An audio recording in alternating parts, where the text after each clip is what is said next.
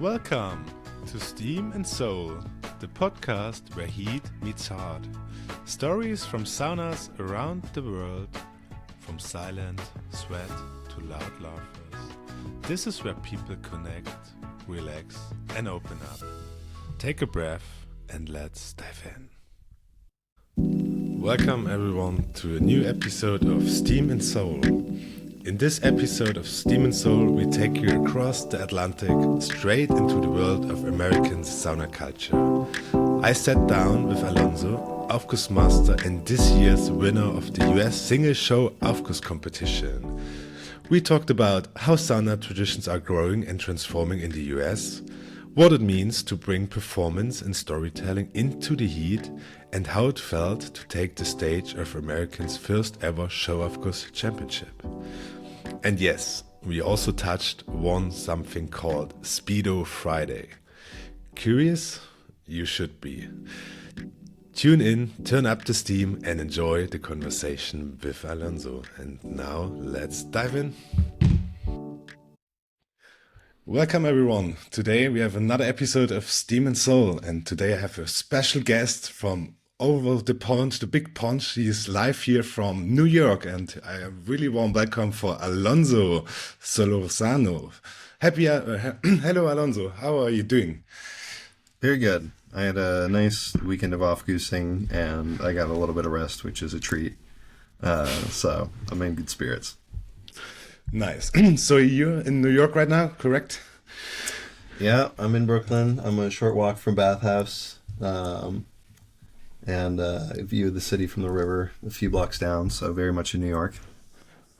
Nice. Are you born and grown up in New York, or where are you exactly from? No, I was born and raised in Cambridge, Massachusetts, right outside of Boston. However, I was like in and around New York starting in 2013. I had an ex who was here, and I would visit a lot, and then I went to school for a year, and then I went back, but would still see her, and then I moved after that relationship ended. So I've been involved in New York for about a decade, but I didn't move until 21. So cool. And how did you start with sauna? So maybe you can tell us, what are you doing exactly? What's your profession, and how did it come that you are doing this profession right now? I think the full timeline is the best way. I did not sauna until I started working at Bathhouse. And I'd had maybe one massage in my whole life. I had not done anything wellness related. But I moved to New York. It was 2021, so like still during the pandemic. I got a really terrible job that was very stressful and that I was not happy in. And after a few months, I was like, I'm just going to shoot out random applications. And I remember on page 6 of Indeed, I saw a listing for Bathhouse, and I was like, oh, yeah, and that kind of moved on. But I was a dancer, and so I, went back to the page, and I was like, you know what, like, that's probably good for my body. Like, it seems like a fine enough job, and I applied. At the time, it wasn't even for Aufguss. I was just like, the role I ended up getting in, I was doing check-ins for appointments and like sort of just like restocking rooms, helping the massage therapists and estheticians that we had. And that was my first exposure to a bathhouse at all. And, like Bathhouse is a wonderful, vibrant company with a really strong community. So I very quickly just like settled in there. Again, it was like sort of as we were coming out of the pandemic. So it was like I went from being isolated to being, limited. And then Bathhouse was kind of like, everybody was just there working together. We had a really big team. And so it became this wonderful community that I was, very active in. And I started saunaing then. But even then, it wasn't a lot of sauna. I wasn't very good at sitting in the sauna. If anything, I really got into the cold plunge, and that's just because I wanted to set a record. During my tour, they were like, yeah, like there's a cold plunge, and I was like, what's the employee record? And then like 33 minutes, I was like, I could beat that, and worked my way up to it. But I never had the same incentive for sauna. What got me into Aufguss is at the end of 2021, I remember they posted on Slack and they're like, hey, like, we're doing a training for this thing. It's called Aufguss. Here's kind of what it is. You can make some extra money. Sign up. And they had a video, and I didn't watch the video, by the way. They brief description, and I have my dance background. I also have a philosophy background, and so I was starting to think about, specifically breathing in this fun way, like a month prior. Just kind of came off the back of an art philosophy I'd been doing for a handful of years. And so I was like, oh, like, this sounds cool. This is interesting. Like, I think, like, obviously I'd enjoy it because of movement and, would love to do more here. And, I think there's something I could explore in this. So I signed up right away, I think on the first day. And all my coworkers watched the video. And the video, it's somewhere on YouTube, but the video was a bunch of naked old people in a sauna and two dudes whapping a towel. And it's not like the, aesthetic waving now. It was like the rolled up, when they used to do the little rolled up whapping. And so everybody in my company watched it and they were like, what the hell is this? This was weird, and like, who would do this? And I was like, well, I've already signed up. Like, I'm going to have a great time. So I was in the first group. That was Martijn, who came out to train us. It was like, I think 12 of us to start around there.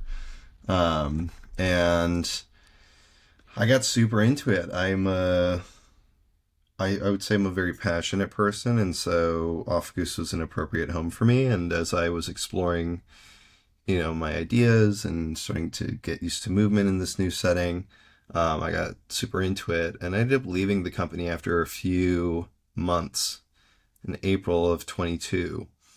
And over the course, I had like a 7-month break from Bathhouse, and I ended up meeting David Zatochil. In that time, he came to New York. He came to Bathhouse, and I didn't see him at Bathhouse, but I ran into him at a friend's party. And I remember an hour in, I was like, "Oh, like, you're the Aufguss guy." And he sort of introduced me to the greater Aufguss world, and like, I learned how young it was and how much there was to do, and I'd been missing it, and this beautiful practice. And so I came back December 22, and that was originally in like very limited capacity. I was like doing one Aufguss a week just for entry, and just like came back and I was like, I want to do this. So fast forward 2.5 years, and I would say about 13 to 1400 Aufgusses later, I am now director of Aufguss at Bathhouse. Started that position in May, and so I am now responsible for training and directing the program. I have a team of about, under me, 11 principal sauna masters, who are all part-time, varying from 1 to 4 Aufguss shifts a week of either 3 or 4 Aufgusses per shift. And then we have, I think, like 6-ish backups who are trained and we're starting to develop as talent. And that's just kind of like, so we have some flexibility. A lot of our team gets booked and is dancing and gets booked and runs around. So we have a very flexible schedule. But yeah, so I'm doing that. I'm doing about 14 Aufgusses a week. I'm very hands-on with the team, one-on-ones, trainings, and then sort of, building up a program and saying like, what does Aufguss look like not only here, but Bathhouse is going to expand. And really, I see my job as bridging, Aufguss culture, global in its original form, any form I can get my hands on, to American Aufguss and sort of what that means here, and like understanding what Aufguss is and how that fits into our business. Interesting. What is your dance background? So what did you do as a dancer? What type of dancing?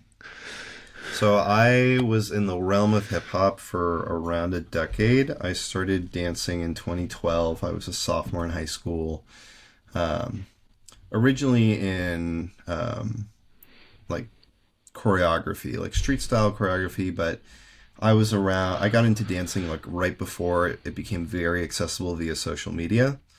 And I sort of grew up in the dance world as it transitioned into this, very market influenced thing. And like the teams changed, the classes changed. So when I started, it was very like, we're learning like popping and, like all the foundations, because you had to, even if you were doing choreography. And then by the time I moved, it was very much like, multiple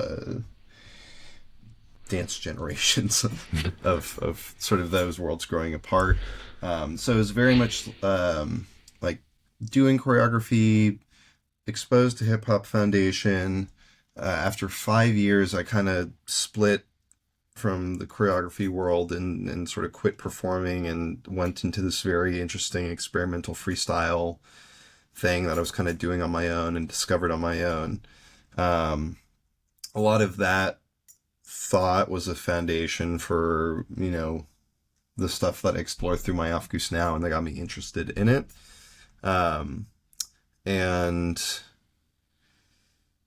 yeah, I think one very fun part of that world is hip hop is such a, it's like we just had the 50-year anniversary, like last year, I think. And it has so much, history to it and many opinions on what hip hop is.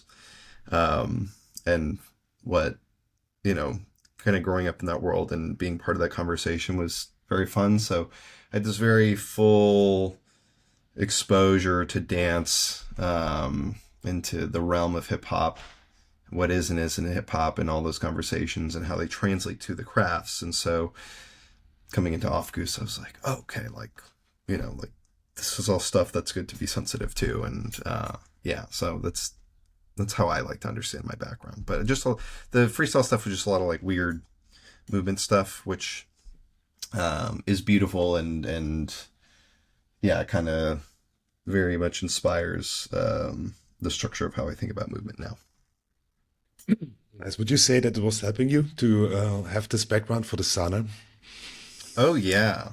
I mean, the past year, because I went to Europe for the first time in September of 24 for the VM, and then I went to Czech for a week. And like my whole travel list was like that. I went to Sauna Fest in Romania in October. I hosted Barbora here, Barbora Brazova in December. I went up to Canada with her and Jade Colombe. I forgot the pronunciation. But with Jade in Canada, I went to Czech again for their qualifications and then Masters of Freestyle in Germany. And along the way there, like, was very much me, like, receiving a lot of information because so many people are generous in giving notes. I remember, like, I did my first Aufguss at Buslo, and that was my first one not out of Bathhouse sauna. And I mean, like, first everything, like, new sauna, new heaters, new people, new culture, new space. Never mind that, like, Jareth asked me, he was like, what towel do you want to use? And I was like, I'll use whatever is in there. And it was the Magic Roots, or the Aufguss Roots Magic Towel 1.0. 1.0. And the towels we had here were these really heavy, like, just like not very well balanced. We just kind of like had a made towels. I used one recently and I realized like how stressful it was on the shoulders, and I was using that for like a long time. So completely opposite kind of towel. And I went in and it was like such a, like, I couldn't, like, it was just, it broke my brain because I was like on top of this, and then I had like 10 sauna masters sitting in and be like, oh, like, this guy's from the US, like, let's see. And Lukasz jumped up afterwards, and Robert too. They were both in there. They jumped up and started just like giving me notes, and it was so funny because, like, they're really great notes, but half of them are notes I would give my team, and I wasn't like in a form, like I wasn't like a direct to them, but I was still like senior, and I was like, oh my god, this is killing me, but a lot of great notes. And I saw Lukasz again in Romania, and I reached out and built this relationship with Barbora in part because I like loved her movement and found it so compelling, and I was like, this is sort of the vision I have for movement. Obviously David's a really great friend of mine, and I get to speak with him a bunch, and he's a towel beast, so I had a lot of inputs. And as the year progressed, I really have started thinking about what movement is in the sauna and the form. And like, one of my big intrigues is that there's not really a strong vocabulary in Aufguss.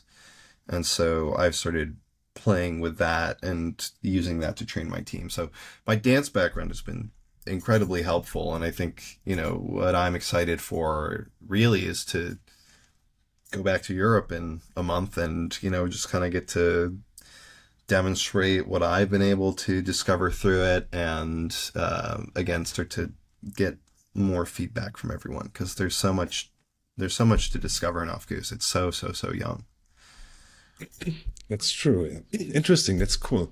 Maybe we can talk a bit more about Bathhouse, because I've never been there. So maybe you can describe the location. So what do you offering there? How many Yeah. saunas? What type of saunas? Also, is it also that you have big swimming pools there, or is it only sauna? Maybe you can tell us a bit more about that.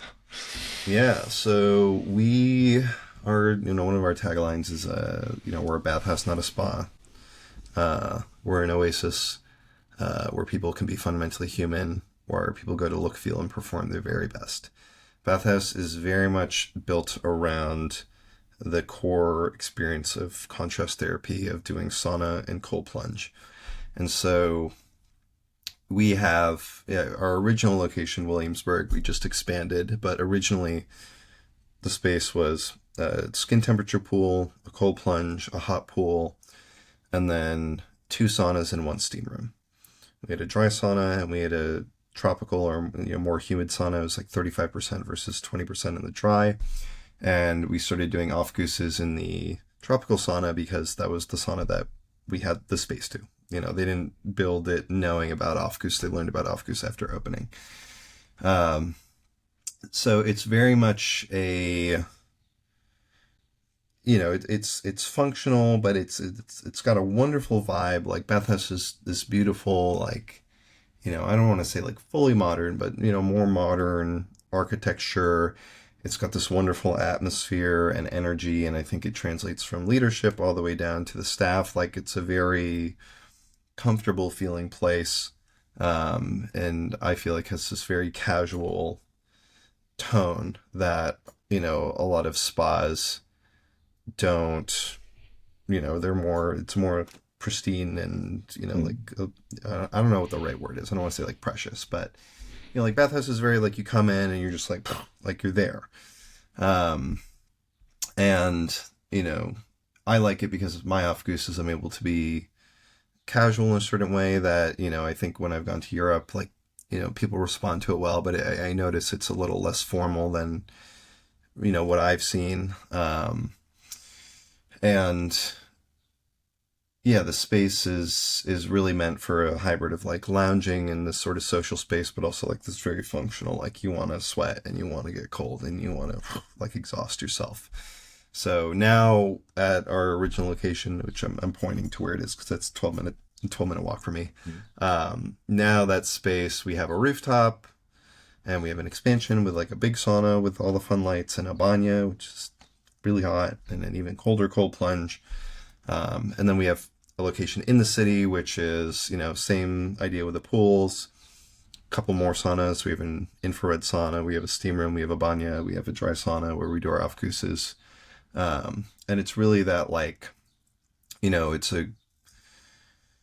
like any good bathhouse. It's a great place where you can spend a day. And I think that it has a nice semi-social element where it is, you're sort of meant to be in and around people and speaking to them, whereas a lot of spas in the city or in the US, I would say, are more like, it's like a private kind of intimate experience. And I think what I love about Aufguss is it kind of bridges that, where you still have traditional sauna culture. People come in and want to sweat and, be quiet. But the Aufguss allows us to really open it up and have it be this more communal experience. Does that answer your question? Absolutely. That's cool. And what is the target group, or what type of customers do you have? Is it like a lot of young people? Is it businessmen? Or what people are coming to Bathhouse? Everything.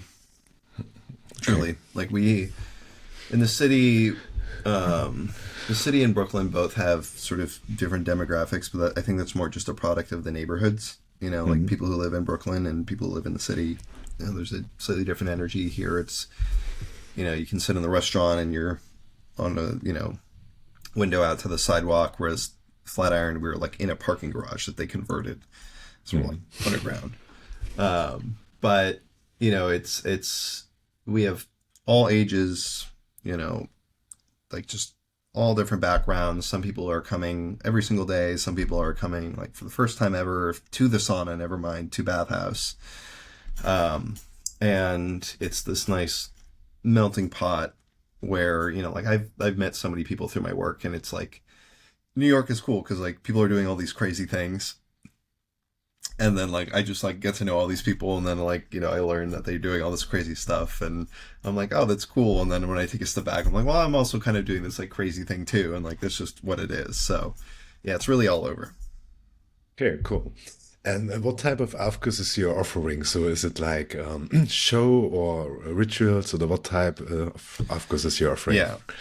So I sort of have my own take on categorization, which is I have an essay I've been meaning to publish for a while, but haven't. Um, it's I talk about it on the other podcast, but I think the best way to describe it is we're doing modern classic.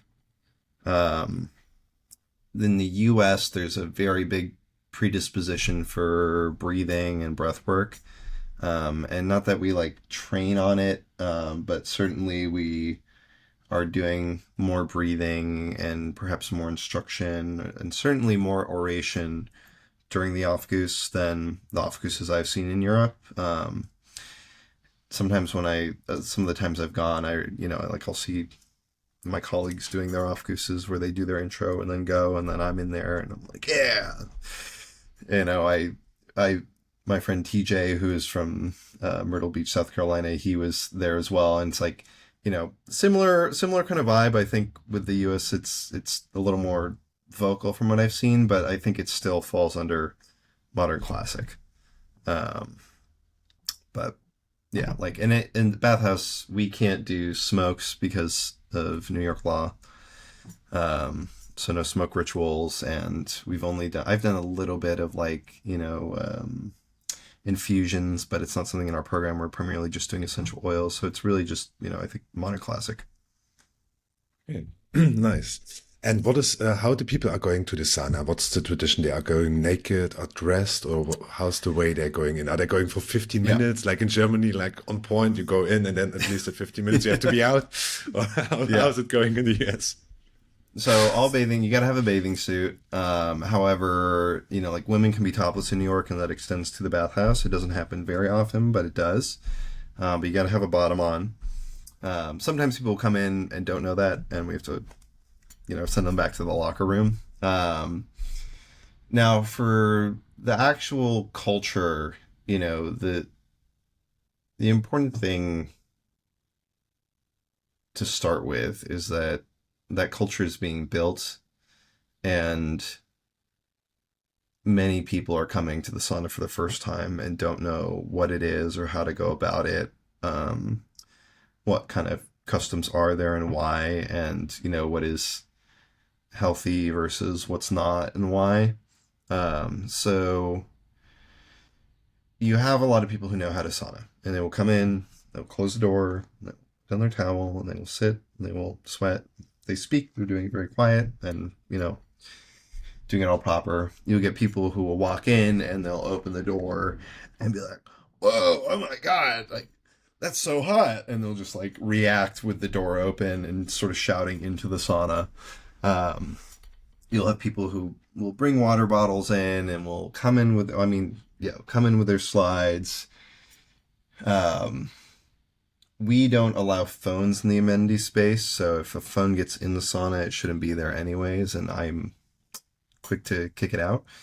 But people will come in with like, you know, smartwatches and like earbuds and just kind of like, you know, you'll have people doing push-ups in the sauna or doing stretching in the sauna. And yeah, and it's just like, part of it is that a lot of people's exposure to saunas come from gyms, which, you know, gym saunas are a lot less hot and really just kind of like Wild West. A lot of people just don't know what the sauna is or how it is. And then you have this, again, very social space. And so sometimes that social energy is carried in, and, you know, it's up to the guests who are there to sort of culturally enforce what sauna is about. But practice, like some people, like it's a whole range. Some people will come in and will sauna until they drop, and some people will come in and be very precise with their timing, and some people will come in and just kind of like want to get a little hot, but not really like try to sit in it for super long. It's all just being figured out in real time, and I think it'll be a while before anything starts to settle. Certainly within a city, never mind across the country. Like sauna is so new and alien to so many people, and yeah, that's just what it looks like. Nice. That means you have a lot of pioneers work to do, and sounds like that. Still, Yeah, yeah, cool. there's a lot of So fun to be had. I could imagine. So, what do you think where it will go the next years, or maybe what's your vision with the Bathhouse? Where would you like to develop the sauna scene in the US? As you said, it's really fresh, and I think the US are building a lot of saunas right now. Also in Vegas, I hear they're Yeah, building some saunas. So I think it's booming. And as I know the Americans, I think when they develop something, then they will do it right and with intensity. And I'm really curious when the first VM would be in USA, and they yeah, are showing us how marketing and advertising is working in Pali. So how do you yeah, see the division or the development of the culture, and then maybe in the next years, especially maybe in New York because you're there? yeah. There's a lot coming. We have, a couple locations that are going to be opening like next year, and Bathhouse is looking at more. Right now, it's like us. There's like in terms of Aufguss, it's like us. There's the girls in Vegas. There's Mine Zero in Myrtle Beach. There's another place in New York that's going to open soon. Othership doesn't claim Aufguss, but they're doing something related or at least derived from it. Um, and then outside of Aufguss, like bunch of sauna, like even in New York, like when I first started 4 years ago, it was like Bathhouse and like one or two other spots and like the old school spots. And now it's like we have like four around the corner from us in Flatiron in the city. I know that Texas is coming. Therme Group is building there. DC, I think Therme Group is making strides in. Minneapolis, I went and they have their own little small sauna scene and are starting to build up.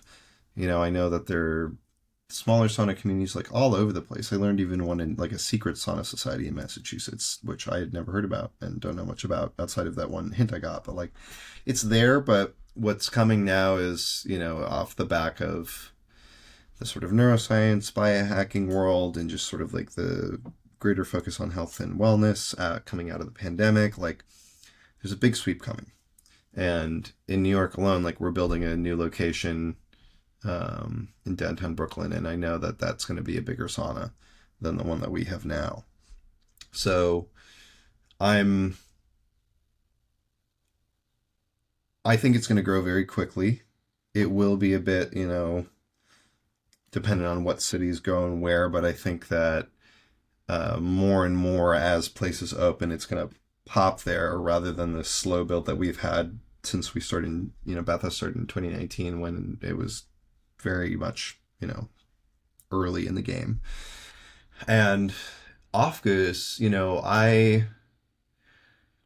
I went to Europe. I spoke with a lot of people, and one of the things I heard constantly was, how quickly Aufguss spread where there was sauna culture, and that a lot of businesses' success was built around adapting to the infectious nature of the Aufguss. And, we don't have the foundation of a sauna culture here, but I really see the Aufguss as an enculturation vehicle. And so we don't need, I think, to have sauna culture in order to really make it move quickly. And sort of how I'm looking at my job and what our program is doing is like when we open in a new city, Aufguss, I think, is really going to be the tangible experience that not only gets people hooked into Aufguss, but into sauna itself, and through which they are educated and develop the culture. And, if you get that kind of momentum, like, once we have a sauna big enough, then I think it's very easy to talk about the VM. And I know that they're eyeing it. I'm sure it's only a matter of years, and it just depends on having the right space. So yeah, all of that I see as, like 2 years ago, a little over 2 years ago now, but like spring of 2023, I was doing one Aufguss a day for free entry to Bathhouse. And now I'm director. And that kind of growth in 2 years is kind of insane looking back and like how quickly it's gone. So with that, marketing, what Aufguss is, I see Aufguss as a cultural phenomenon. And so I think that will be figured out in time. And we're starting to see like, how do you capture Aufguss through social media? Because there's so much magic that's inherent in the cabin. And I actually like it because I think Aufguss and sauna is a bit protected in that way. Whereas dance and the whole thing I witnessed in my dance history was very susceptible to, just social media acceleration. So I think it'll be cool to see how it gets built out. But, what really matters to me is at its heart, sauna and Aufguss is about having this very, human experience and about connection. And I don't think that can be fully captured through marketing. And so it's kind of nice because I think it'll be a lot of word of mouth and a lot of like witnessing and experiencing. And I think it'll be a really pleasant organic growth, and it'll take some ingenuity to break that. And I'm sure it'll come, and I'm hoping to participate in that. Sounds cool. Not sure. I think I remember something that there was, I think I saw videos on Insta on you from a place. I'm not sure if it was a sauna fest. It looks like that the saunas were in trailers or something like that. I'm not sure if you can remember. In Minneapolis. Can you tell us something about that? What was that? What happened? And I think you did some Aufgusses there or something. Could it be? Tell us. Yeah. So that was, the event was the Great Northern, hosted by the Great Northern, or the Great Northern Festival, hosted by the Great Northern and Superior Saunas out in Minneapolis. One, I don't know what her position is, but Shaylin, who works at Superior Saunas, I met her at Thermae Bucharesti in Romania at Sauna Fest, and she was kind enough to invite me out. I actually ran into her at the Culture of Bathing conference here in New York. There was a first ever bathing conference in New York that Cosmin and Lhasa came out to. And so, like, I hosted them at Bathhouse. Some other people I knew were around. I went to one of the events. I saw Shayla, and she was like, "Hey, do you want to come out in like 2-3 weeks? We're doing this festival, and we'd love to have you." And so I went out there, and it was like, over there are a lot of like small mobile sauna owners who will, sort of set up shop at, various spots and run their own small sauna business. It's like a small, 4 to maybe 10 person cabins, and they're all really fun, creative ones. There was like a horse carriage that was converted to a sauna. There was there were these tent saunas that were set up. There were all these other, it was all these crazy different builds. And they were just gathered there for 2 weekends for a couple of days, and people would come in. It was like by a food hall. So it's like you'd buy a pass for 2 hours or something, and you get to pop around. They had like a kid stay, which I got to see, which was wonderful. And they brought me out to do some Aufgusses. So Superior Saunas had a shipping container that they converted into a sauna. I don't think I have a photo of it anywhere. And it was like a 16 person cabin. It was very tight because they kind of had this curved bench that came out in the middle. So it was kind of squeezed up against the door, and they were doing breath work and sound healing and everything. And I did some Aufgusses, and I've done barrel sauna Aufgusses. I've done barrel Aufgusses in a backyard in Bushwick that could fit 8 people if you really squeezed them in and made it work. So when they were like, "Can you come out?" I was like, "Absolutely." That's plenty of space. I'll get my small towel. We'll be fine. So I did some Aufgusses there, and it was really great time. There was a wood fire oven, which was my first time using it, which was so nice. But it was a little, communal event, and it was such a delight to see. I think they've done it before, and I'm definitely going to be going back to Minneapolis again. I don't know how many other places in the country are doing stuff like that, but again, it's sauna culture is growing, and it's taking a few different forms. And, that's kind of, I think, one really beautiful example of this sort of, getting people who love sauna and have found, the means to make it part of their life and provide it for others in the world. That sounds really nice. So that means they are doing this now every year. So it's like getting a tradition, this festival. Yeah, and I don't think this was the first year. This was definitely the first year they had off, or I assume the first year they had off. The first year they had me doing off.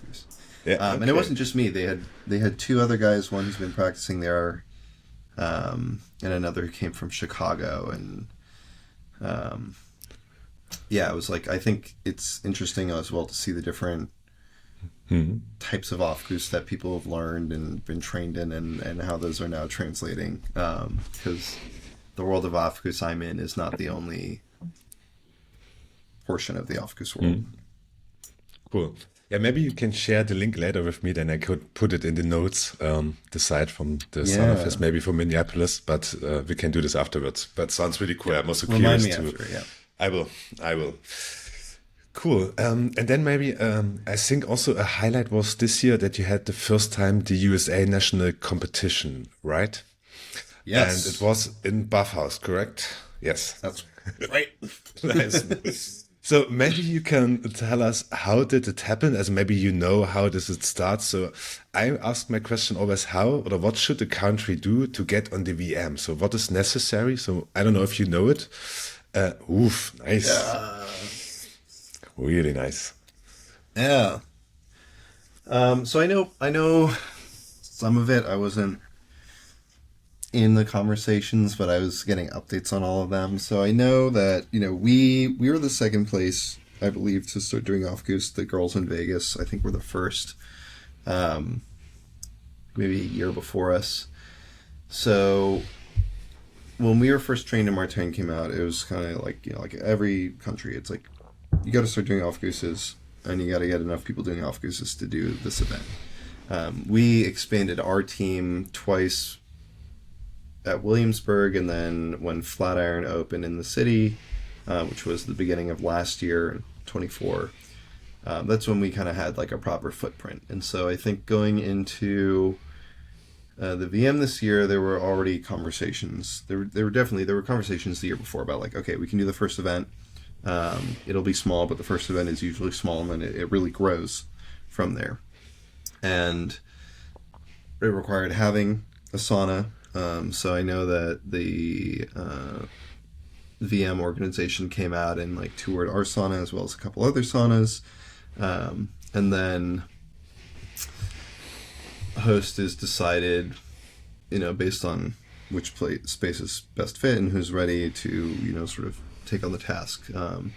Exactly that decision-making process, what it looks like, I'm not too sure, but also like there weren't many candidates right now, and we started our program like we want to compete and we want to be, central to competition in the US, and so it made its way to us, and a lot of my team was on hand. It was a very fun first event. I fortunately have a big background in event hosting, so it helped there because I was pretty hands-on, but then as well, like, a lot behind the scenes where Bathhouse and the VM were working hand in hand to really make sure this event was structured as it needed to be.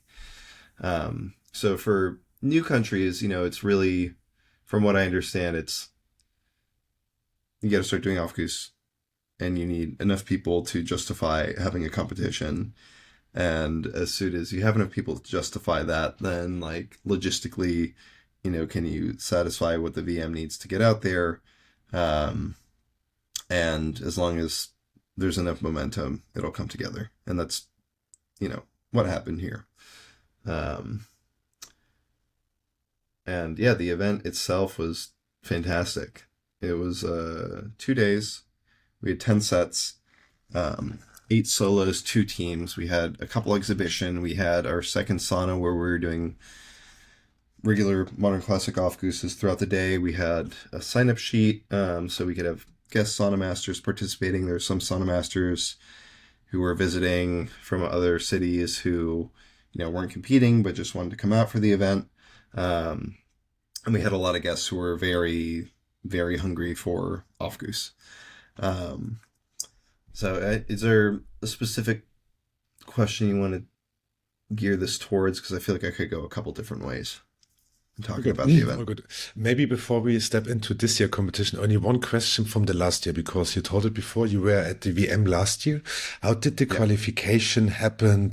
Because you didn't have an event last year, if I'm correct. I How just went was to the process? watch. I wasn't competing. Ah, okay. Yeah.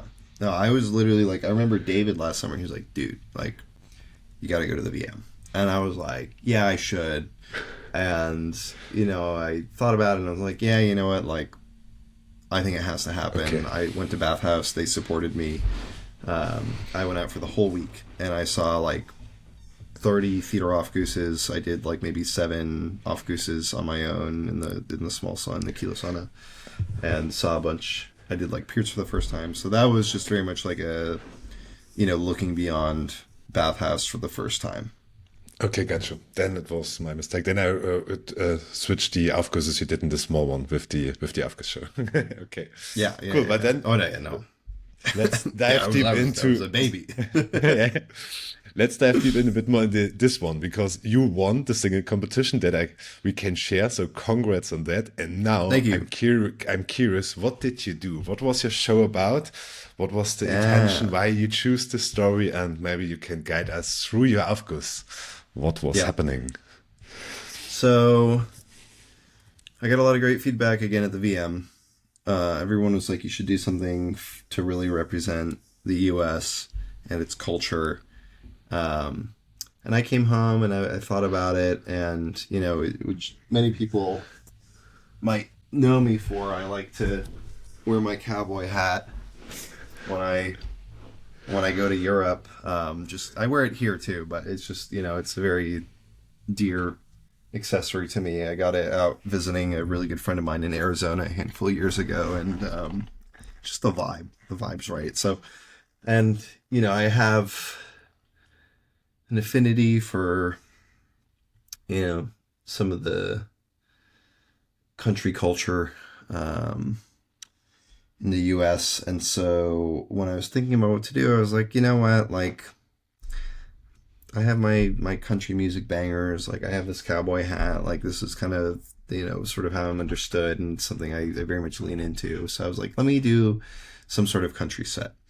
And the process of figuring out the story, I had a friend from home I did a bunch of calls with, just kind of like brainstorming. And originally I was like, oh, I could do like a story where like, I'm with a girl and she gets killed and I have to, like chase down and get revenge and there's a shootout and like, and I was sort of asking around of like, what kind of sets have been done at the VM, like what's kind of old news. And I was thinking like, what really can I bring that I feel like represents the US well? And so the story it evolved into it's called The Second Grave. And the synopsis is: a reformed outlaw encounters his past and must make a decision about who he was and who he is.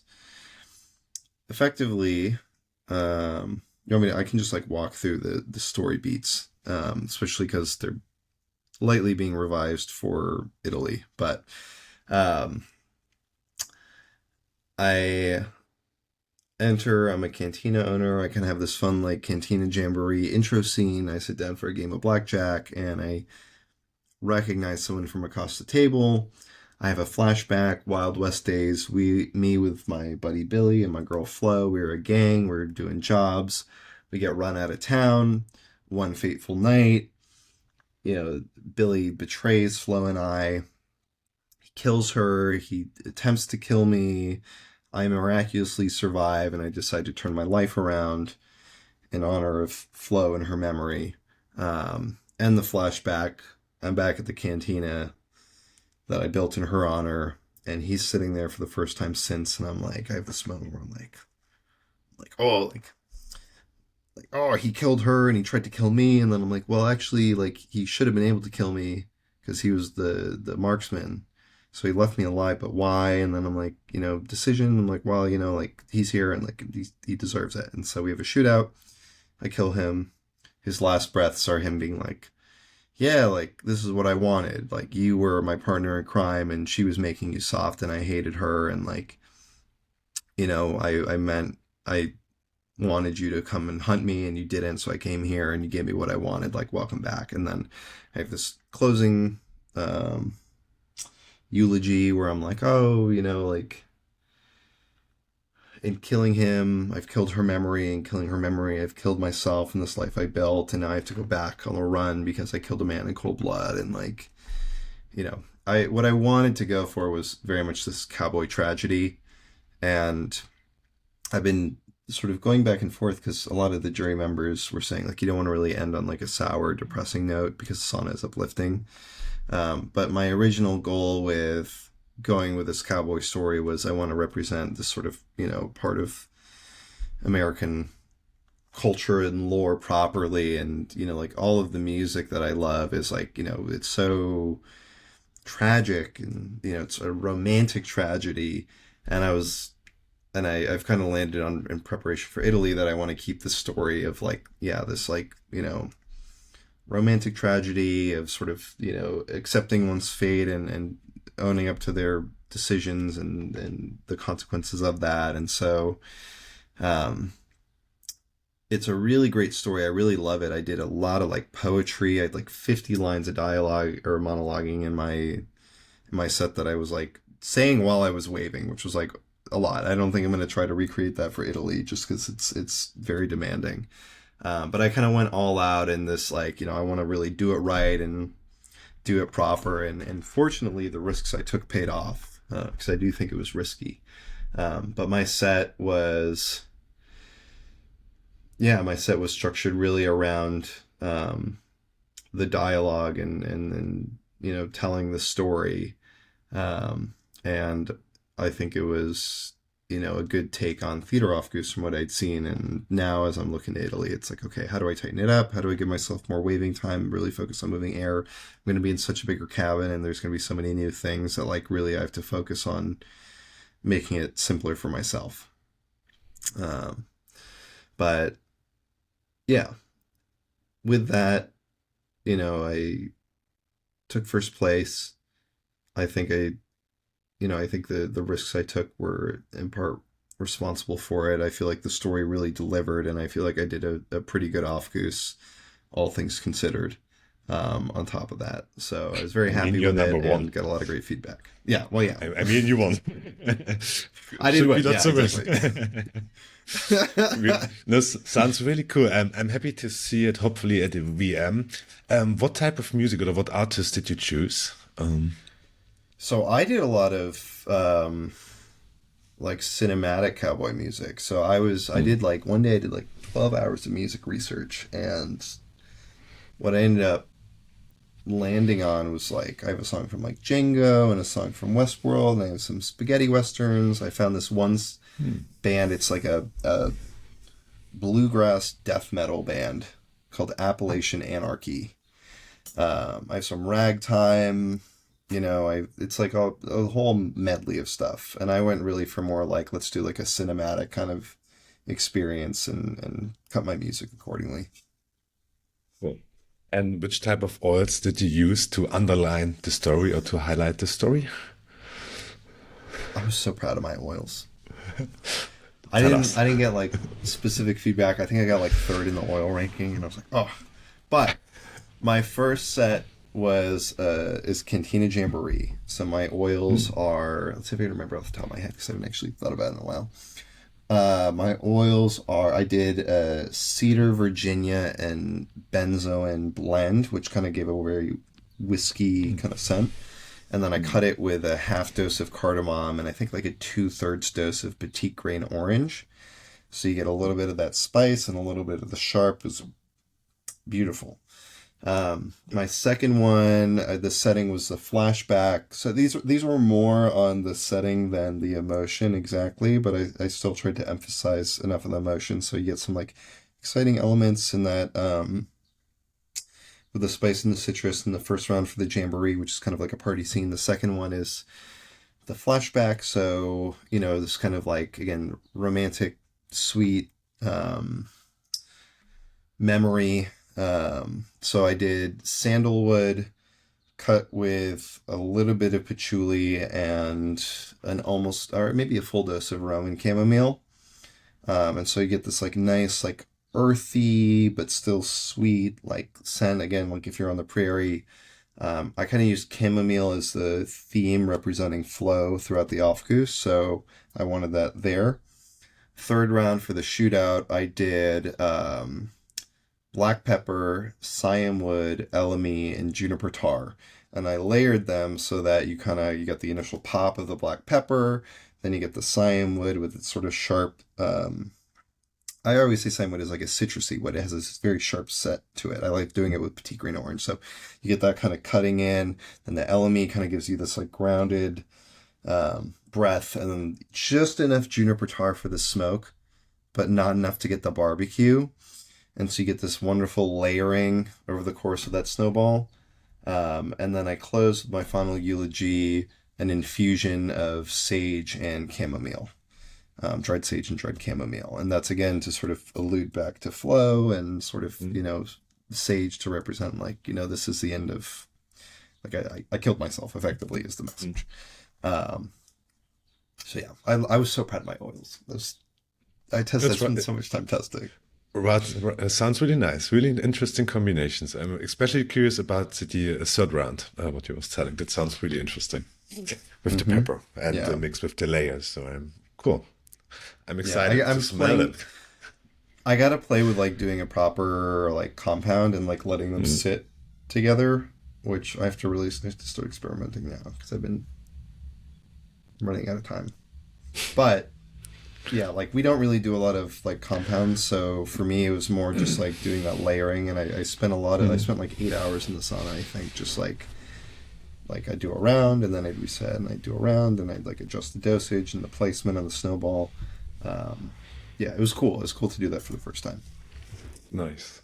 What was the hardest thing for preparing the first show Aufguss? Or what was the most challenges thing you had? That's a great question.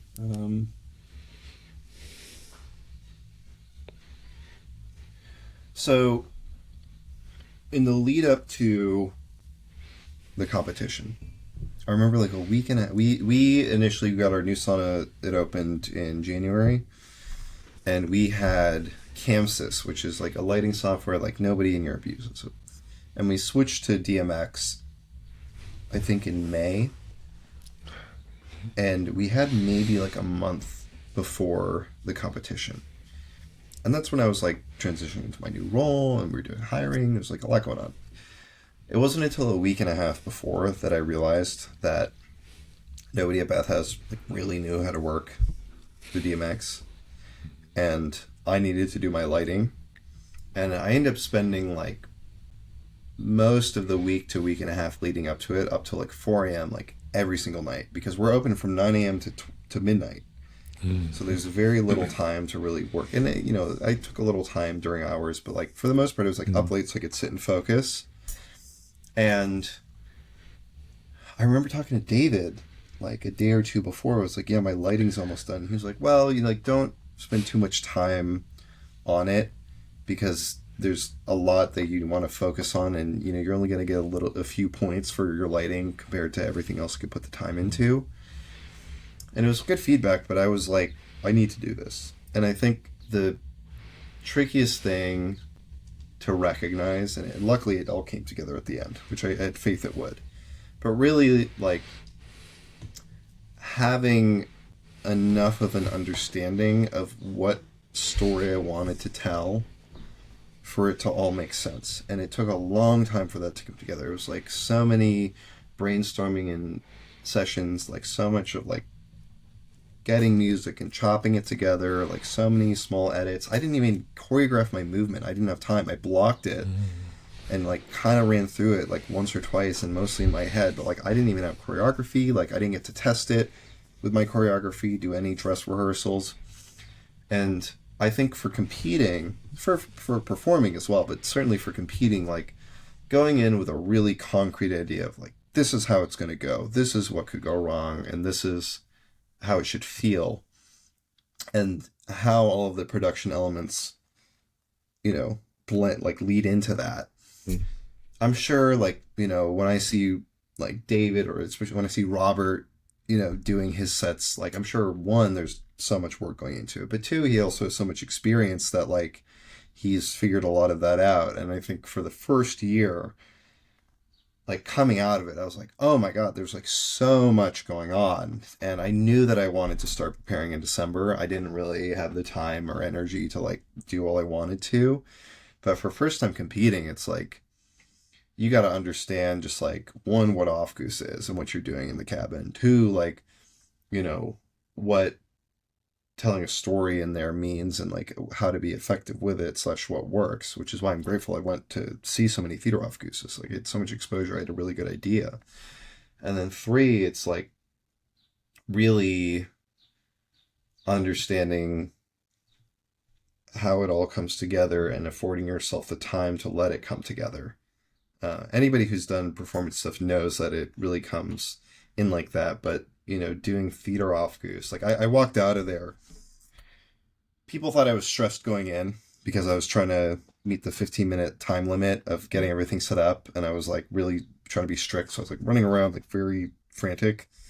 So people thought I was stressed. I was not stressed going into the performance. I walked in, I was like, I'm here to win, and I feel really great about it. And I know what I'm here to do. And I got in the cabin, and I was like, sweet, like, we're doing it. I got out, and people were like, how'd you feel? And I was like, that was insane. Like, doing that was like insane. Like, that was the craziest thing I've ever done in my life. Doing live performance and extreme sport at the same time is like, there's no words for it. And you don't appreciate that until you do it, and so you can't prepare for it.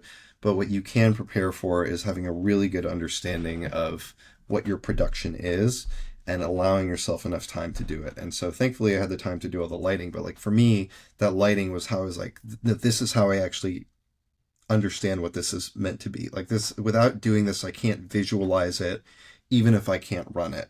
And so I think recognizing that was the hardest part, and it was a very slow build. And I'm excited now to go into next year and say, like, this is how early I'm going to do it. And with my team, sit them down and be like, okay, like, we're going to start thinking about this stuff, and you're not going to get it, but you'll get it once we're 6 months out. And all the, like, Michael and Kasha came and trained us, and they're like, we start, at the end of the year before. And once you do it, you're like, yeah, that's what it is. Thanks a lot. Amazing. That's so amazing. Yeah. To hear. How much time you have left, Alonso? Or do you have to leave soon? As much time as you need. Yeah? No. Okay. Yeah, Perfect. I'm hanging out. Okay. Oh, cool. Then I would like also to understand, what did you do in the team? You are second in the team. That means you're going to the playoffs for the VM in Saitama, end of August. And what was the story in your team, Aufguss? Yeah. So, similar long answer, but to understand our team, I think, is to understand the event. We had 8 solos and 2 teams, which meant that the top 2 advanced. We did not originally have 2 teams. I think the original roster was at least 4, and leading up to the event, multiple people dropped out. Me and my teammate Toby were not going to be paired together originally. We were on 2 separate teams under Bathhouse. His teammate dropped out, and my 2 teammates dropped out. So a few weeks, like a month going into the event, we were like, we'll team up, we'll figure it out. I was doing my solo, and really, like, my focus was like, I know I can control my own set. I'm here to win. I'm going to make sure this is great. So all of my energy was focused on the solo. He as well was doing a solo.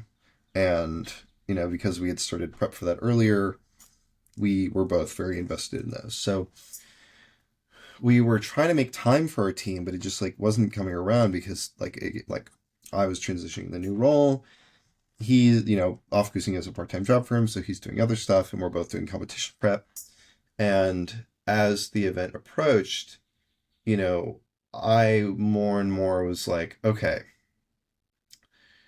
I can either put a lot of time into the team at the expense of my solo, or I can try to do as best a job as I can with the team with the limited resources that we have, and use this more, I don't want to like take pride in saying that like, we didn't put a ton of prep into it, but it's more like as a matter of circumstance, this is also the first year and kind of just like how it goes. And I remember like 2 weeks going into it, Toby was like, we haven't been able to do a lot of prep. Like, what, like, maybe we should drop. And I was like, no, honestly, I think we should just do it. Like, what we should not do is stress. Let's go. Let's make a fun story. Let's do a good Aufguss. Let's get the heat. Let's get nice oils to make sure everybody has a great time. Let's have fun while we're doing it. And let's understand that as long as we show up, like, there's a spot for us in playoffs. And it's not about, like, us laying claim to second place, but this is a great way to go to, one, get experience doing a team Aufguss, two, get experience going to Europe to do a team Aufguss, and three, getting to see a lot of really great Aufgusses. And what if we do it and therefore qualify for the playoffs, then we have the summer to make something really great. So the set we're preparing for Germany, for Saitama, is completely different than what we did for the nationals. In fact, like, nationals came together very last minute. Like, we had a story idea like 2 weeks in advance. We actually like sat down and like came up with a loose script and like decided on the music, like, short, like 2 days before the event. Like, I was doing the lighting. I finished like right before the event, which in terms of like professionality, not great. But again, it was the first year and it was very chaotic in many ways. But we got in there. We did a very silly story called Pizza Pizza. Two brothers in Brooklyn. We opened a pizza shop. Our grandmother, raised us making pizza, so we do her special recipe. And then a bunch of cats start showing up. And then it's like a tsunami of cats. And we had like a Pussycat Dolls song at the end. We're like, we got to get these kitties out of here. And then we accept, we can't do it. And then we realized that we put catnip on the pizza. And that's why all the cats showed up. And then the city shows up to shut us down. And, it's like I thought it was a very fun, cheeky, New York story. And everybody had a great time. Like, it was a hilarious, silly set. We were just cheesing it up and everybody loved it. And in terms of competitiveness, like, Toby is never, like, we don't do duos. So, like, Toby is never actually, like, done, never mind seen or done, like, a proper team. Like, I saw in Europe how, like, coordinated it is. I've seen people do, like, on the fly do Aufgusses and, like, syncing, and, like, I didn't have time to explain it, and, like, we didn't have time to practice it. And I remembered, like, we started doing our helicopter in the first round, and I looked over my shoulder, and he was going, and I was like, we're in our own universes, and that's fine. We're just gonna have fun and hit the moments we need to. And yeah, it was great. And I talked to the jury afterwards, and they're like, well, here's some feedback. And we're like, yeah, okay, good. Like, we knew, but also, great feedback. And so we're making a new story now where it's like an arsonist is on the loose, burning down county jails. I get caught. Toby's the jailer. I'm innocent, and I'm trying to make my case. I try to break out, and then the arsonist hits that county or hits that jail. And so we both have to escape, and there's kind of like a nice, heartwarming ending, reconciling that. So this is like a proper production, and we're choreographing it. Like, I'm cutting the music later today, and I'm hoping that, we can really go and represent the US well. And, I'd like to be competitive. It's just a matter of how much prep we can get fit within the month, because it's less than a month out now.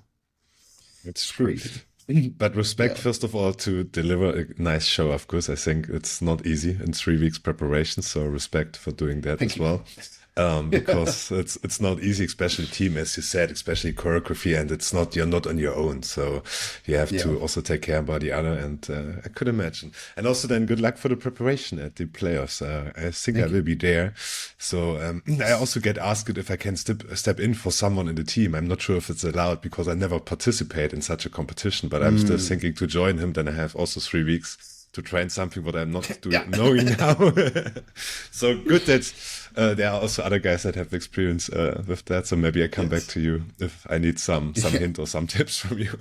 Yeah, let But me we'll know. see. We'll see. We have to ask Martijn first of all if it's allowed because I never compete. So this is maybe the blocking point. But we will see. But if not, I also will Good be luck. hopefully there and see maybe also the team because it's Yeah. a nice place. Did you ever have been to Satama yet, or do you know the place? No. Um, I've seen many videos. Yeah. I'm very excited to be there. Cool. Nice. No, I wish you good luck for the process and for the preparation. And I heard also from others that Thank you. sometimes they are taking 24 hours for preparing the music. I think I never did it, so I didn't can feel it. But if you make it really on point and think about what movement we are doing then, what acting are we doing, I think it's a high complexity. What is really hidden for most of the people if you're not doing it. Like also the light scripts. I was seeing some for Aquadance for Italy. It's the fuck, sorry, but to say that, but it's Yeah. insane. It's like a doctor exam what you're writing. It's really amazing, It's and you're planning every it's second the crazy. lights. It's really I saw it and I said, what's going on here? How many lights? And it's so especially if the cabin getting so huge, they have so many options you can do, and I think it's not it's hard to find a balance as you said. I think that's what I'm taking as you said that maybe light's not getting the most points, and honestly I never heard someone saying, oh, the light was amazing going out of the cabin. You know what I mean? I think that's a good Yeah. hint to maybe focus then on performance waving and everything and distribution heat and all first of all, and then the Yeah. lights could maybe It's an off prioritize goose. a bit. Yeah, really Yeah. cool. Nice. And I think you were also, did you compete at freestyle or am I wrong this year in Koche? No, you No. were there as a guest, right? Okay. Is it Yeah. So something all of the because past year. is it something you would like to do in the future? Because when you also did a freestyle in the hip hop, so I think it's from the idea a bit similar, and I think Yeah. with dancing background, I think you have a good base, or to also compete maybe in the Yeah. future there. Well, it's interesting because I got to go to Masters of Freestyle. I didn't get to see Gladiators, and I have yet to see a live music competition. Those are my understanding of the three different formats for freestyle. In that being, Gladiators is more battle, head-on battle format. Masters of Freestyle is more a showcase format, and live music is I don't know, but it's to live music, which is I've heard stories, and I can certainly imagine. So, with a dance background, like coming from hip hop, I'm very used to battle. I think what's different about Off Goose than dancing, and why I don't lead by calling Off Goose dancing, is that its movement is functional fundamentally. And so, like the experience the guests have in there, if it is to be off goose, has to have that functional element versus like if I was thinking a dance battle, like you would have two people waving at each other and it would just be about the craft. And so like Masters of Freestyle, as I was there, I was trying to understand the format and what the priorities are, and I came out of it with a really great appreciation for it because it is really focused on, the first two rounds are 70%, classic. The focus is moving air. The third round is cooperation and sort of like, each sauna master having their vocabulary and how experienced they are and able to come together and make something of it. And then you have the pop off round, which is just like Going go crazy.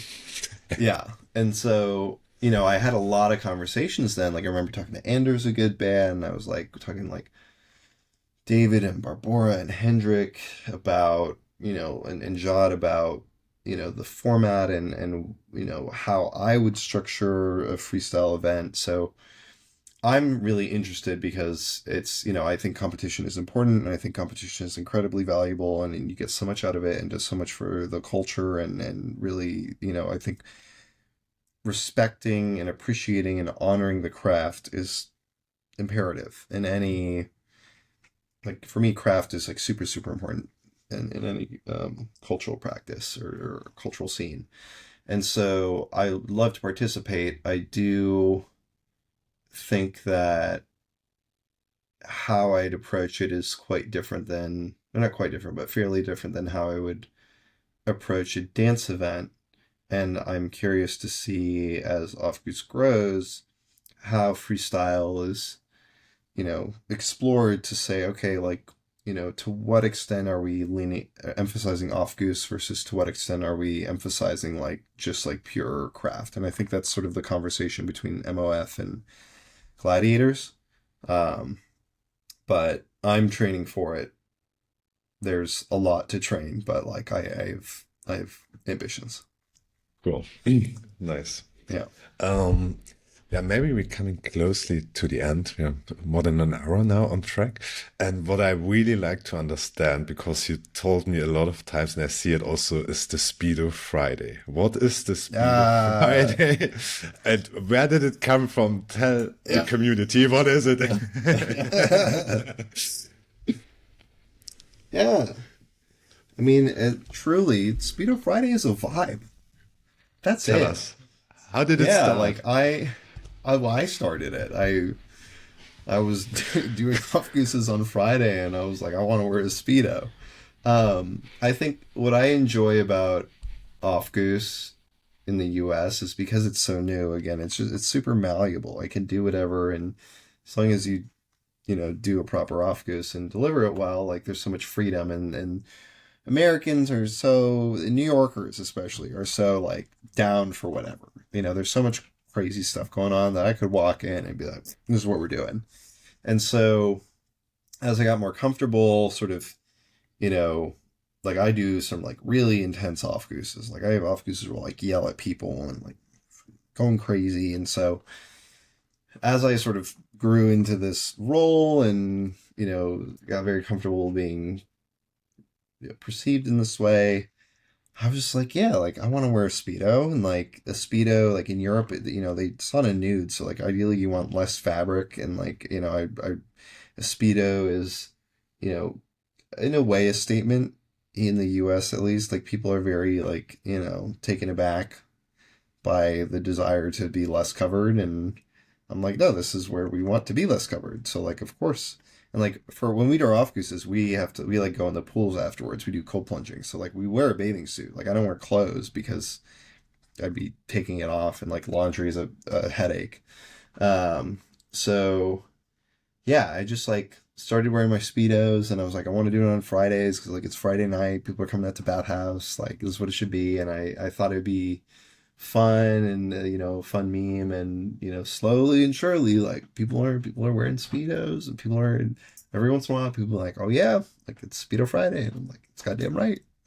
So yeah, I think it's so fun, and that's what I want out of my life, and so it's a great way to do it, but it's also very, very form-fitting. Really nice. And also, are your customers coming then in the Speedo on a Friday? So are they joining you? What was that? Okay. Are the customers also joining with a Speedo? Yeah. Some will come on their own accord wearing Speedos, and some are slowly converting. I had one guy who actually stopped me one time, and he was like, oh yeah, I recognize you. Like you were the one with the Speedo. And he's like, yeah, I remember you chatting with me about it. And like, I felt so inspired to get my own, and I started wearing my own Speedos because of it. And he was like, it's great. And I was like, hell yeah, dude. Like, I think one of the fun American things is, again, there's such like this, like, Protestant, it's just like this very like, like, oh, you got to be covered, and I don't know if it's Protestant, but you got to be like covered and everything. It's a work ethic. But yeah, there's the relationship to nudity in the U.S. is very, what it is. And so obviously like, it's on in Europe. It's completely different. And so for me, the Speedo is also a way to sort of, take steps towards that. And I think with men especially, like, there's a lot of the desire to cover up if you're not like, ripped. And what I appreciate about in Europe is, again, everybody's nude, so you have to be. And I think the Speedo is a great way to get towards that. So that's part of it. Really cool. Great idea. I like it. Yeah. Nice. Thank you. For the end, I have 3 questions for you.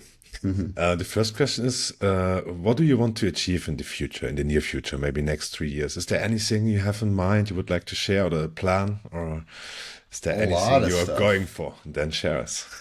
Yeah. I want to play a role in clarifying movement in Aufguss. It's something I'm already working towards, and now can test with my team. Again, I've friends in colleagues who I'm, discussing this with. I was fortunate enough to meet Anders um, during MOF, and he's of a very similar mind. So we've spoken a good bit about it. And I really think that, being able to think about movement offers so much. And my progression of learning off of Instagram videos to getting to going to Europe and getting feedback to now training a team, I'm like, okay, like really, I think a lot can be formalized and it would only be to the benefit of everybody, especially like on just basic injury prevention. And it's done a lot for me. So I'm really looking to do a lot in the movement world, and the way I'm training is sort of to build the foundation I need so that when I start competing in freestyle, it's like I have this distinct movement style as a product of all my thoughts. I think as well, again, Aufguss is a cultural phenomenon, and I think the question is how is that going to play out? But both given my passion for Aufguss and also just the role I've worked myself into at Bathhouse and like sort of traveling again as a product of how crazy I am about it. But I think there's a lot of responsibility in anybody who seeks to, claim a name for themselves, and I'm certainly doing so. And I think, what I really want to do is make sure that Aufguss is culturally represented in the way that, a lot of people coming out of hip hop wish that hip hop was early on. So I think one of the big things I emphasize, yeah, is that like advocacy on the sake of the practice and for the sake of the practice, and knowing that um, there's a lot of different ways you can do that. And I'm, one hat in the ring, but, as now the US champion, it's, you know, we're totally here, and yeah, it's beautiful. So I think those are kind of like, I would say my goals. Like, it's a little too early to say, Aufguss world champion. Like, that's what I want, and that's what I'm going for. But I don't want to put a timeline on it because I have to really figure out what I need to accomplish there. And I'm obviously fairly isolated, whereas a lot of the people in Europe are surrounded by big teams. So we're doing that like building now. So I think the only other goal outside of that over the next 3 years is really to build Aufguss. And I feel incredibly optimistic about it. And I, look forward to leaning on the support and collaboration of the many amazing sauna masters and people in the sauna world, who I've been fortunate enough to meet so far and will continue to meet as I go deeper in. So, yeah. It's so cool to hear your passion. That's really, if you're talking about your Thank you. eyes are showing and glowing, it's really nice to see. No, but I think this is important because this maybe come to the second question. So I started last year, so I'm a fresh guy in this sport. I never compete in something. What tip or a recommendation would you give me? What is important? What I should take care, or what advice would you give me, or also the audience who is maybe starting or thinking to do sauna? Yeah. So the first thing, what I started all my new hires with, and what I'm retraining my team on, go watch episode 6 of Behind the Steam on the Aufguss VM channel, the advice for beginner sauna masters. You'll hear a lot of prescient wisdom from all of the people who have been in this world. And it's something where I've probably watched that video series like, 50 times on my own, and that video even more so. And everybody there is like fundamentals, like study your fundamentals, study your fundamentals. And I think that Aufguss is very exciting. It's young, it's growing, it's so powerful and has so much potential, and it's very potent. And like, if you can even just sort of clue into the vibe, you can do a lot with it. Like, I really believe that most, if not all, people could be sauna masters if they were, dedicated enough to it. And I think I have sort of this interesting idea of like, if I were to open my own place, like it would be so cool to like offer some sort of program where like not you get hired as a sauna master, but like you get to go in the sauna and like, learn how it is, and, just get to experience what it is to provide that as a person, because I think it's so beautiful.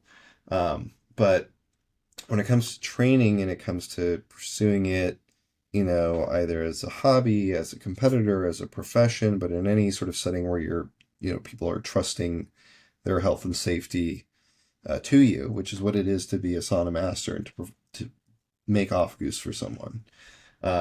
Really understanding the fundamentals of Aufguss. And it's something that I've been studying on and will continue to. And, again, I have to sort of make an extra effort to because I'm over here and kind of on my own.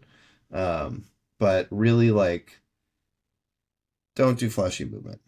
Like, like learn how to move air, learn what it is to move air, learn what air movement is and means, learn what the towel does. Like, I understand the towel is the means to connection. It bridges you to the people that you're living air to. And I feel that. And to really sit on that and recognize it before you get crazy, I think is so important.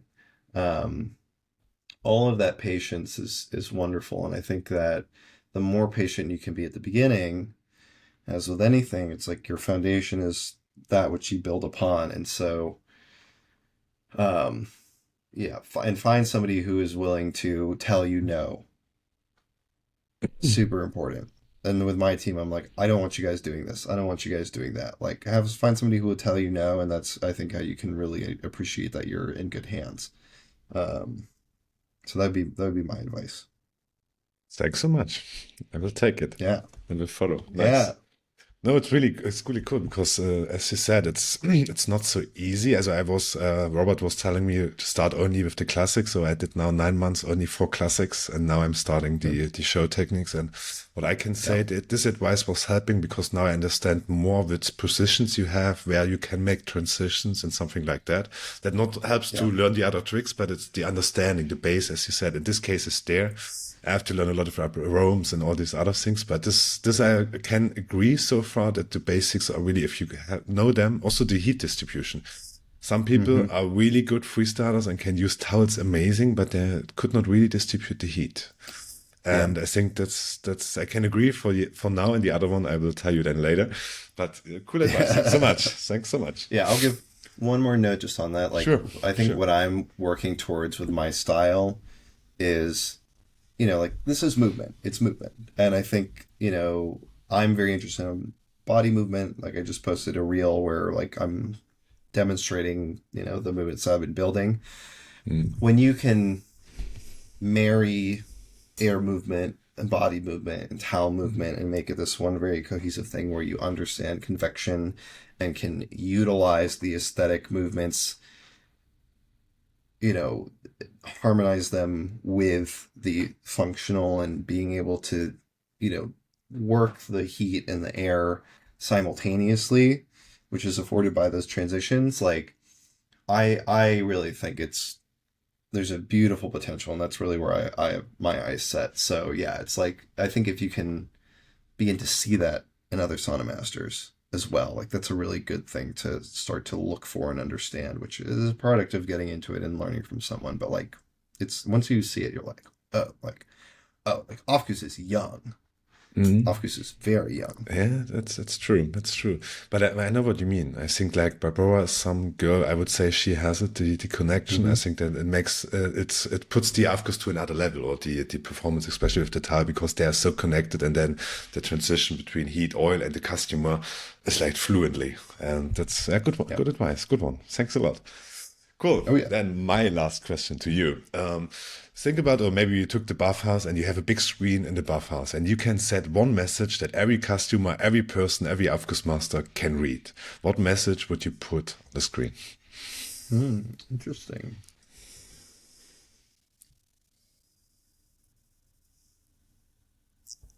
Let me think about it. Yeah, sure. Take time.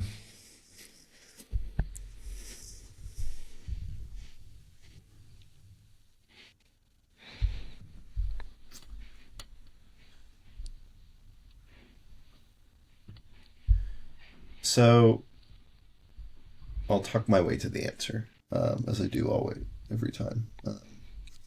So I am crazy about Aufguss, and that's just kind of a product of who I am, and that's what I've been understanding and realizing and embracing.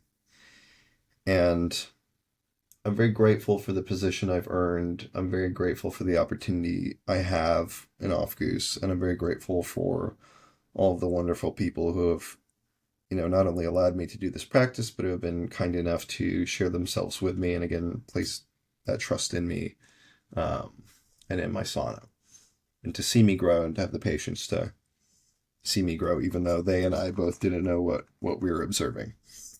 But I think one of the big reasons that I get a lot of the great feedback that I do is because as a passionate person, I am able to channel that into the Aufguss. And it's the reason I care for it in a way that is distinct from my relationship to dance. There's something about the sauna, there's something about the heat in the cabin and the space that is very unique and very powerful. I would say very spiritual, and is really, I think, an incubator for passion. Um, there's a study came out recently where it's like, if you want the benefits, actually sitting in a hot pool is better than sitting in a sauna. It's like, sure, I actually completely believe that because it's the same with the cold. However, I think what you're getting in the cabin is much more meaningful than just doing that in a pool. And so I think what I would love for people to understand, and sort of the culture that I try to build through the sauna, is not just that it's this incredible, healing device, not just that it can be this communal or cultural cornerstone, not that it's this wonderful place to have this wonderful experience, but for me, the sauna is a place of passion. The sauna is a place of passion. And I think those who are willing to recognize and understand and embrace what it is to be passionate, fare better in the sauna and can get more out of the sauna. And it's easy to see that in the Aufguss. I think the relationship to that when you're just going and sitting in the sauna, regularly, I might have to walk someone there or even myself there. But certainly in the Aufguss, like, the sauna is a place of passion. I think that's what I would have up, and I would want people to really appreciate that. And I think there are many layers to it. Those Some of those layers I'm actively exploring and will continue to do so. Nice one. Really nice one. Thanks so much, Thank you. Alonso. Thanks so much. Yeah, Is there thank anything you. maybe It was you fun. would like to talk, or is there anything I was missing, or something you would like? So if you would like to share something for the audience or anything, then feel free to do, but don't feel pushed to Yeah. do. For your audience is mostly European. Yes, but also some Americans, honestly. So I was hearing that Yeah. some people from the Aufguss VM, and nee, not from the Aufguss VM, from the Aufguss competition in the USA, I was hearing, but mostly it's still the European. But I hope that a lot of people maybe join also from the US, because it's growing and it's starting there, Yeah. and maybe they took the podcast also to get a bit more background information. Like your story, I found it amazing. Also the culture, because it's, Mm. as you said, different to Europe. And I think every country has a special cultures and something to Hmm. develop. And especially because the branch is Yeah. so new and so fresh, and there's happening so much things. As if you're looking in the last 3 years, it's It's crazy. amazing what happened. It's It's amazing what crazy. happened. And I Yeah. think for that, so hopefully it will get more, but feel free to express what you would like to. So it's, Yeah. Well, I think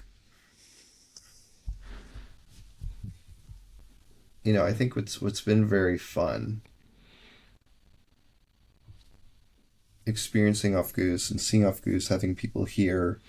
Um, I think that I see a beautiful project in sauna and an Off Goose, and I think, like, how that translates to a business practice, how that translates to, like, a personal practice, how that translates to, you know, how one understands what it is to live. It's a very big conversation. But what I really love and appreciate is, because of what sauna is and does, and how Aufguss, capitalizes, and I would say even sort of not just clarifies, but sort of fully realizes it. Um, Anybody who's gone and traveled and experienced Aufguss between people understands that, like, you have this very real human connection that, you know, is this beautiful bridge. And I think what I love more than anything, I strongly, strongly believe that every Aufguss is better with a friendly face. Every Aufguss is better with a friendly face. I love seeing people in there who I know, and I love meeting new people out of it, and them bringing their friends and everything, just the sharing that comes with it. And I think what I would love as the US is growing is really for people to be proactive in reaching out and like I want people to harass me of like, I'm coming out. I'm gonna see, like, I want to catch an off goose. Can you be there? Who in your team is there? Like, I would love to host Sauna Masters. We're figuring out with Bathhouse, but we've had people come in and wave, and I think we'll be able to continue doing so. And I'm hoping that it works out. And if not, like, wherever there is off goose being done, if there's a way to get people in, like, I want people to exchange, and I think the guests love it, the sauna masters love it, and I really want people to know that if they have questions, if they have thoughts, that they can reach out. And I think that, I don't know, it's more than sharing. Sharing is I think too broad a word for what I feel, but it's good enough. Like, that kind of sharing, I think, is super important, and that's the one thing I want to emphasize. Like, hit it, slide in my DMs. Cool. Like it's beautiful, and I want it to grow, and everybody can be as active as they want to be in making it grow. It's cool. I think maybe I can add, I think what I also see is the connection. Maybe that's also the word for the description. It's not only like sharing, it's also connecting, and then also as a Yeah. sharing experience and building relations, especially also with guests. And what you're saying, as I'm doing now the work since 10 weeks only. So I started a mini job in Afgus, and now what I'm seeing, I try to smile now, but at the beginning it was not so easy, to be honest, because you're so focused on yourself. Or me, I was so Yeah. focused. And now I can made it to smile and also interact with the people. And this is at least now the most valuable thing for me from the sauna, to deliver something nice for the guests and have a great connection to them. That's really awesome. I didn't Yeah. expect it so fast, to be honest, but this is, I think, the main also for me to do that.